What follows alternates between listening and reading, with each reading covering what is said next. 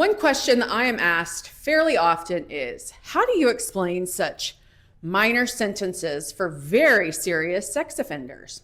Oh, boy, do I have a lot to say.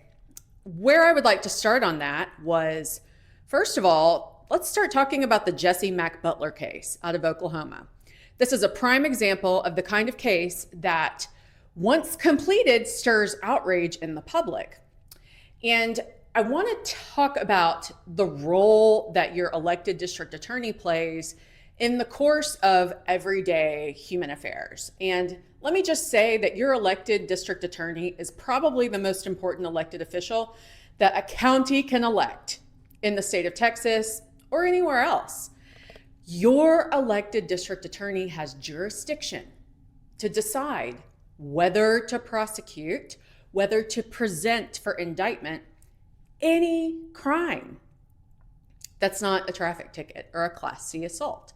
Now, this is, a rather big topic to bring forth on TikTok, but one problem in the Jesse Mack Butler case out of Oklahoma is that the prosecutor accepted a no contest plea. A no contest plea should not be allowed or accepted for violent sex offenders. Why? Because there is no hope of rehabilitation, period, but there's no hope of any sort of successful integration into society if the person can't accept that what they did happened and that they're guilty of it.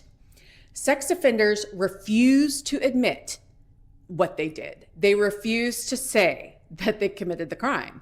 Even when in Jesse Mack Butler's case, he had two survivors at minimum who came forward to provide evidence against him. And there could be more. There's no telling how much more. But let's not veer too far off the topic here. In Jesse Mack Butler's case, the DA accepted a plea of no contest. A plea of no contest can never be accepted in a case involving a sex offender. And the reason why is because a sex offender, and that's exactly what a violent sexual assault defendant is, will maneuver, will create a cognitive distortion to avoid taking responsibility for the crime that's been committed. This is a documented phenomenon that is well explained in the licensed sex offender treatment guidelines.